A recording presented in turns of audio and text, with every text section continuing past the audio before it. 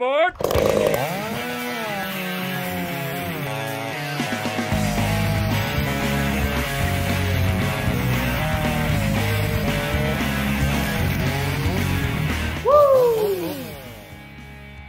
Hello and welcome to another episode of the Woodsman Whack-Off, the series that puts two woodsmen face to face to see which competitor can whack off their log the fastest.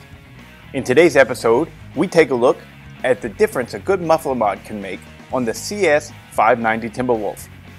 Like most modern saws, the muffler is known to be very restrictive on the 590, and it needs to be opened up to let this wolf breathe like it should.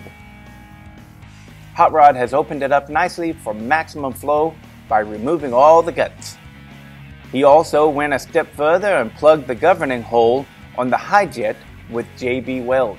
No actual power is gained by doing this, however, but it does allow for finer tuning of the carburetor. On the stock 590, Benford will be slinging chips while Hot Rod gets the pleasure of proving the quality of his muffler mod. Now let's get it on. Alright, there's Benford slicking his hair back. Hot Rod gives the thumbs up, we're ready to go. Hot Rod likes to call his modified 590 the Dire Wolf. So here we are. The Dire Wolf looks like it comes out to an early lead, but it doesn't look like it's killing it. Yeah, so it beats the Stalker, but you know, didn't kill it. And here we go on the tug up. Both saws digging in, cutting nicely in that 14x14 red oak.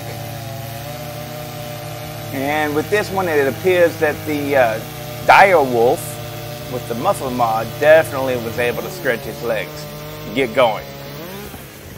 I guess we wouldn't say it was stretching its legs more as it was digging in. Yeah, same thing here we go on the vice grip. Both saws cutting through it really nicely, not bogging or anything like that, but yeah. Again, the Dire Wolf takes the lead. Alright, so the clear winner, that's great. The clear winner is the Dire Wolf, which is the muffler modded Echo 590. And so to get further details, let's dive into the brain of Bodie, see what he has to say about it. Okay, so what did we learn? So whenever I was first thinking of doing this video for today's whack-off, I got to quit moving so much because this is my computer, and my computer obviously is sitting closer to me.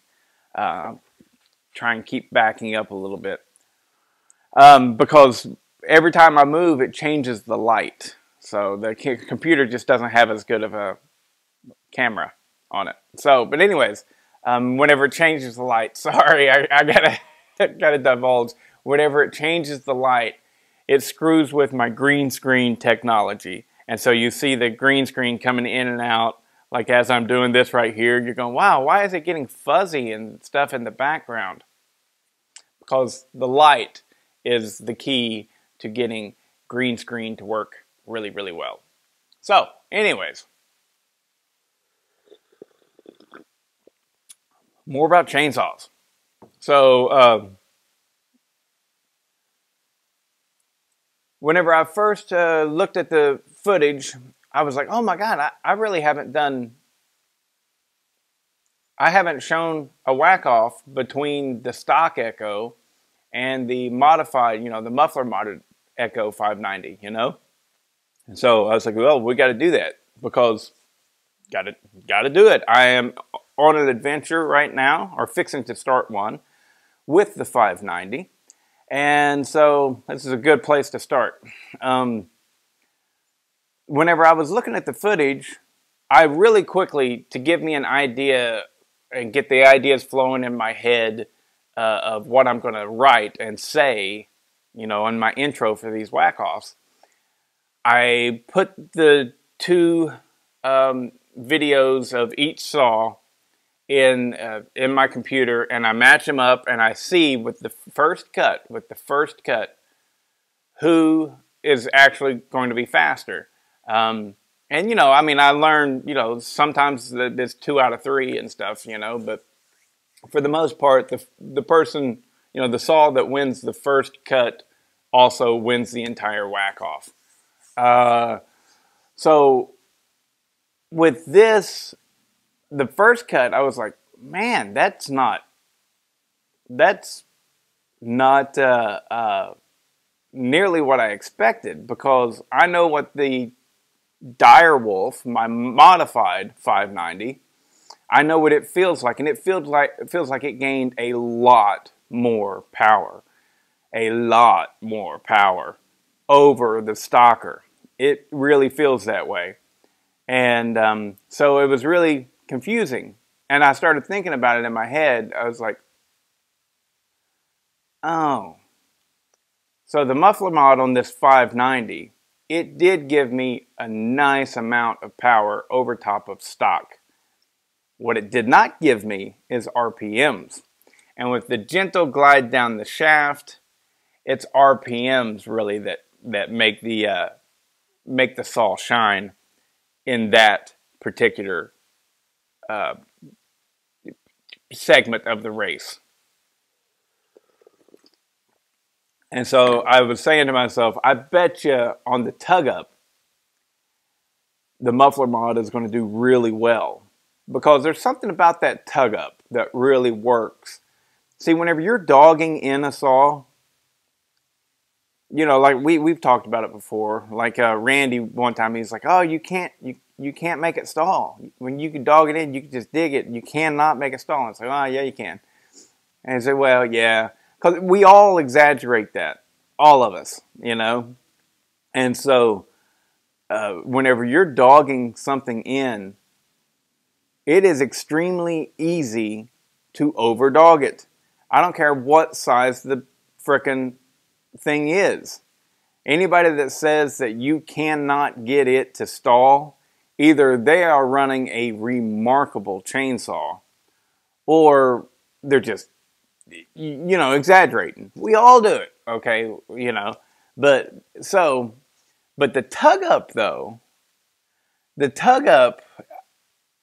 something about it. You've got a better feel for the saw, because the saw is pushing back against you rather than sucking in and binding itself. So with the tug up, you know, whenever that chain really gets a hard bite, let's say on a knot, right, you will give a little bit. And that is just what is needed for that chain to break through and get through that knot. You know, it needed a little bit of absorption of some of the shock so that it could continue to deliver its power. Whereas, whenever you're dogging in, you hit that same knot, your dogs are already up against the tree, and you hit something like that, and your chain just stops. It doesn't give your saw a little cushion to work with. And so it's very easy to completely stop the momentum of your chain. And so this little test that I do, I think the most important aspect of this test, well, I don't know, depending on what saw you're using. If you're using a little saw that is just zippy, the most important aspect of this test is going to be the gentle glide down the shaft. If you're wanting to test power, probably the tug up is I don't know. They're all three segments are different. They're different. And like I have said numerous times in previous videos, that this is not a test of how fast I can get the saws through the log. If that was the case, then almost always it would just be nothing but gentle glide down the shaft, because whenever you let them eat more freely, well, you're causing less drag and you've got more RPMs, and so it cuts faster on the gentle glide than it does on the tug up, and definitely on the dog end.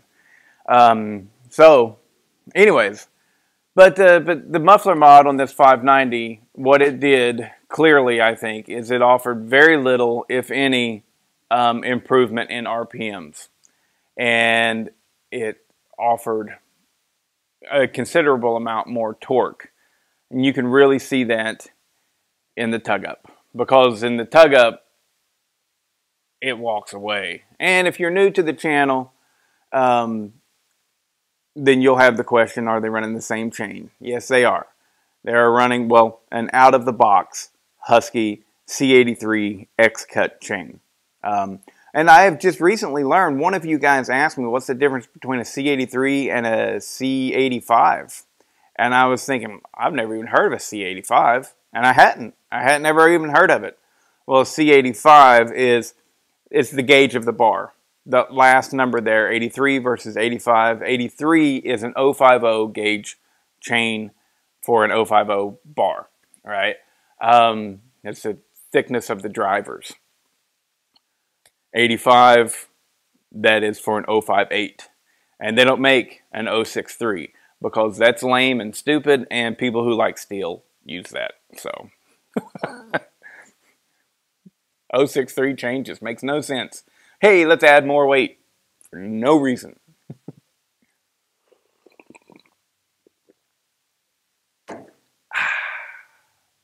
So anyways, on with it.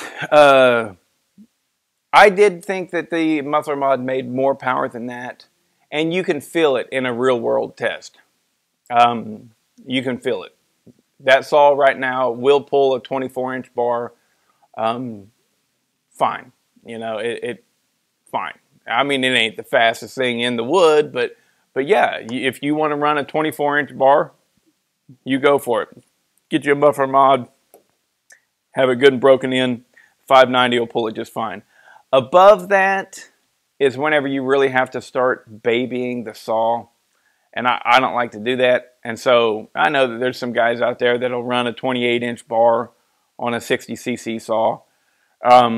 And, you know, if that's your thing, man, you go for it. You know, it doesn't bother me any. I'm just telling you my opinions of what I do.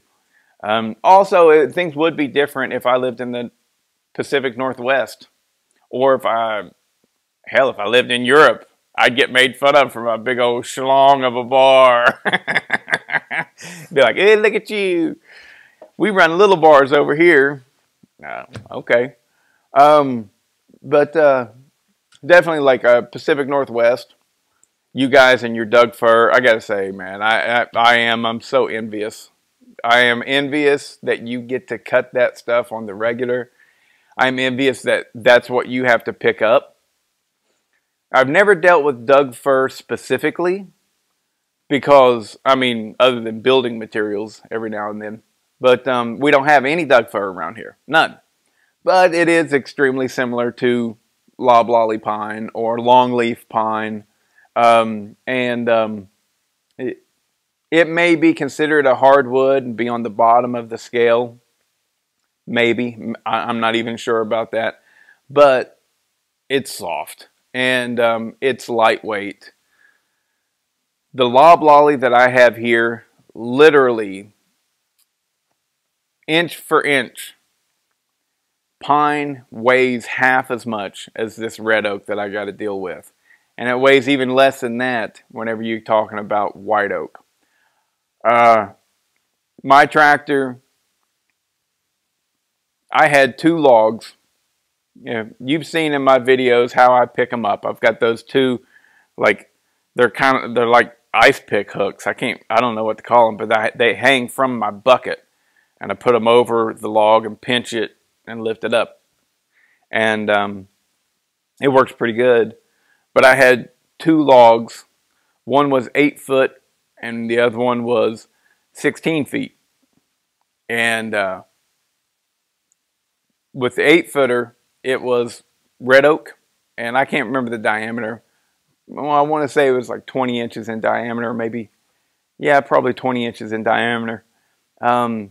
With the red oak, my tractor would barely lift it. My son literally had to be underneath it and help the tractor to get the log to a lifting possibility. Yeah, possibility of lifting it. The loblolly pine was twice as long, same diameter, and I was able to pick it up again, barely, but this time I did not need my son's help. So it picked it up. I mean, barely. The back end is wanting to bounce and lift off of the ground and stuff. But yeah, so they're almost exactly half the weight. So if you cut a pickup truck load of like you can cut a pickup truck load of Doug fir or loblolly pine or whatever, or poplar or sweet gum, and have just a regular 1500 series pickup truck, and they'll haul it probably just fine. You do that shit with red oak, you're probably going to need a 2500 series truck because it is twice the weight.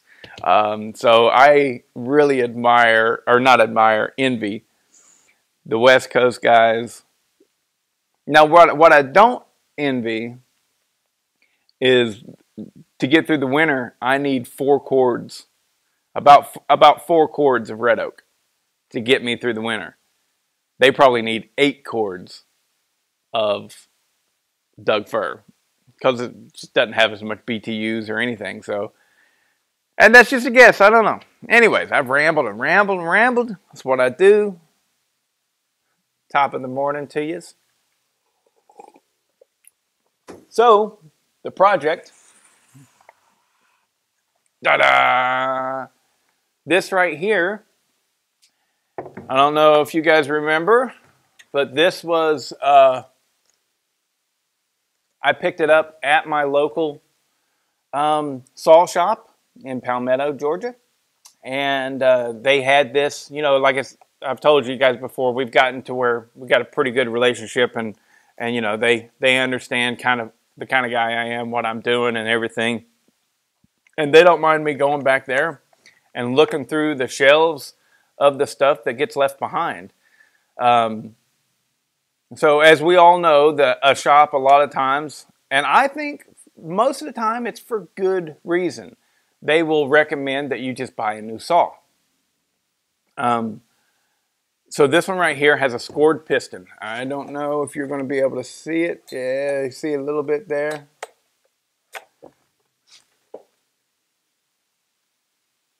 Hey, I got a flashlight here.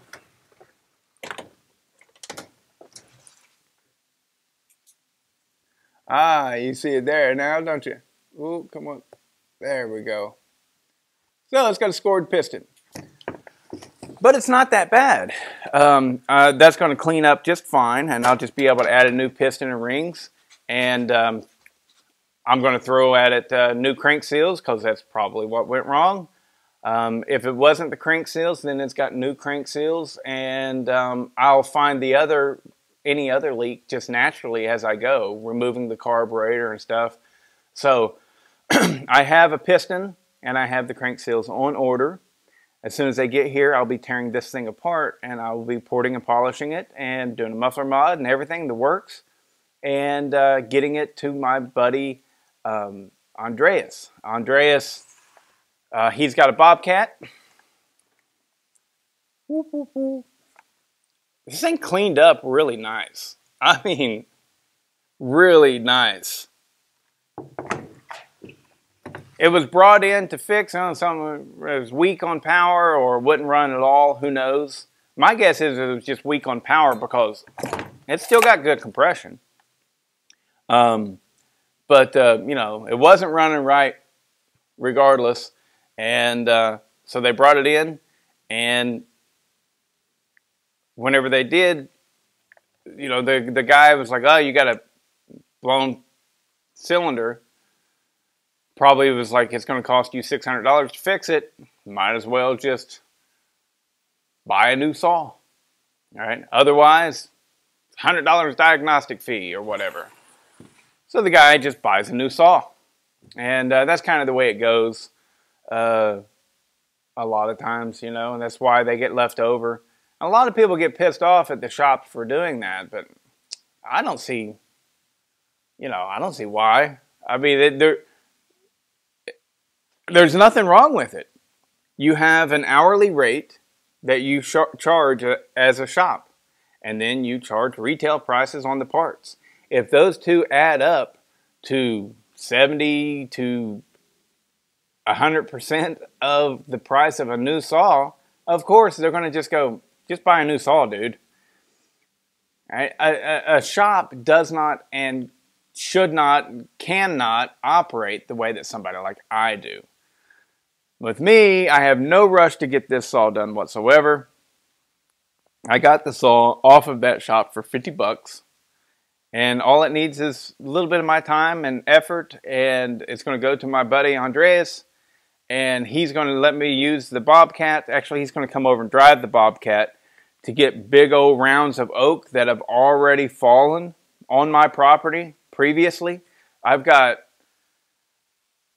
two very big ones. Not very big. The 28 inches on the trunk. 28 inches on the trunk. One of them. The other one's probably like 24, 26 inches on the trunk. So nice big oaks. So, and I can't pull them with my tractor where they're at. I can't do anything. So he's going to go in there with his grapple, grab hold of it while I cut it. And then he's going to bring them back to my place to where I can actually properly deal with them.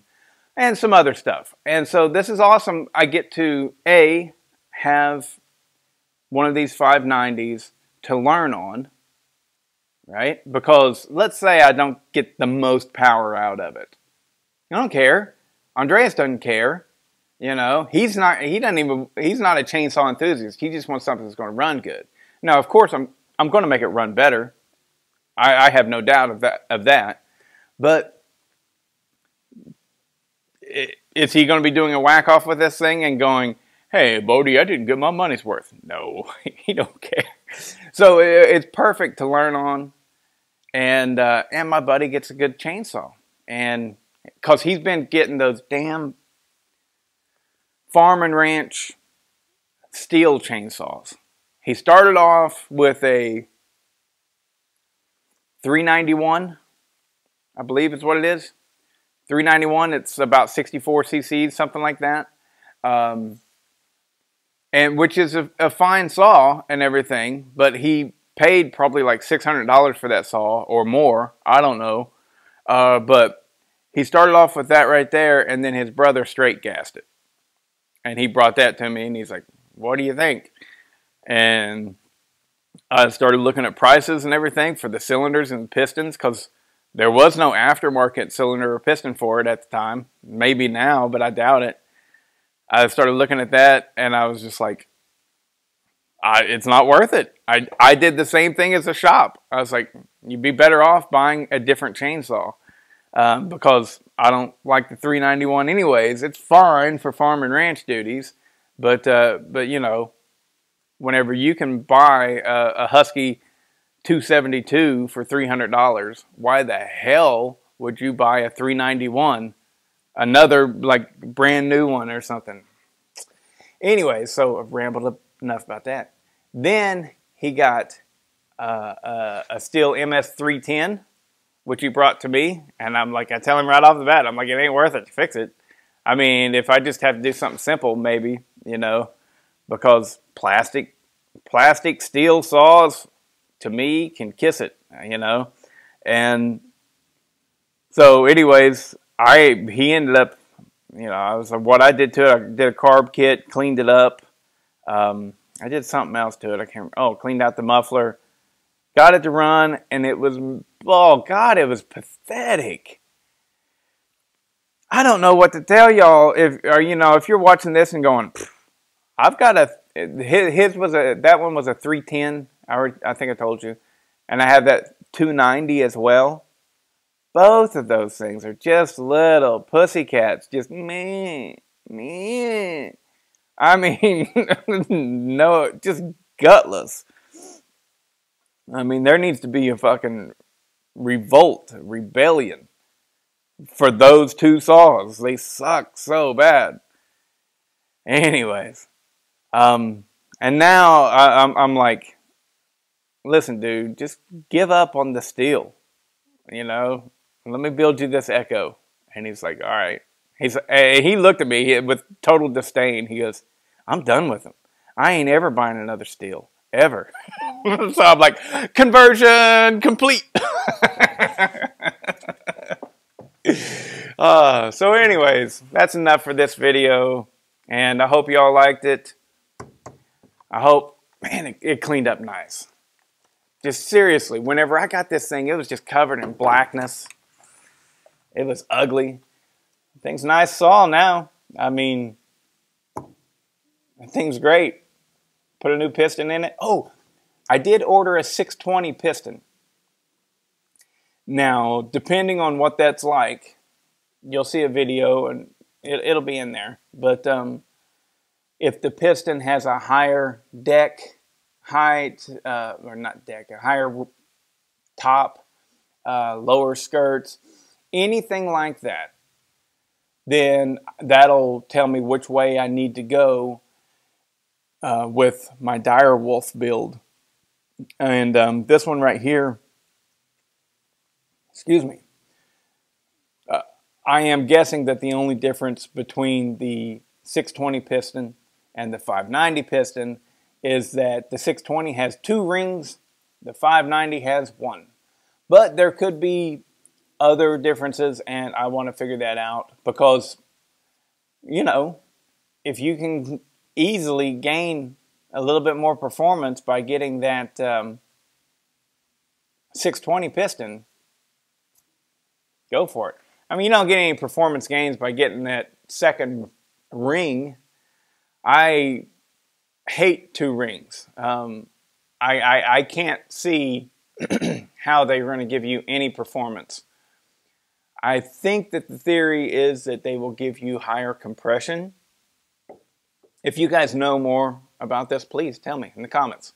But I think the theory is that 2 rings will give you more compression. But, I mean, I can't see it being much because I've pulled over a lot of saws with 2 rings and they feel just like a saw with 1 ring, you know, so it's like, you know. Yeah, anyways, so there's no real benefit to having the second ring in my opinion. All it does is create more drag and maybe a little bit more compression, but I don't think it's worth it. I'd rather have less drag. Do you guys know that like NASCAR engines and all racing engines, like true racing engines, they're built on the verge of needing a rebuild. You know, I've heard it said a lot, that, you know, I don't know what the deal was. It was running great. I mean, running better than it had ever ran before. And then it goes and blows up on me. Well, the reason that is because your tolerance have reached a point to where you have very minimal friction on your cylinder walls and everything, and your bearings and all this stuff. You know, I've heard it said that like the NASCAR engines, you can just rotate them, you know, without the spark plugs being in there. You can rotate them easy as can be because everything's needle bearings and just low friction. So anyways, that's enough. See ya.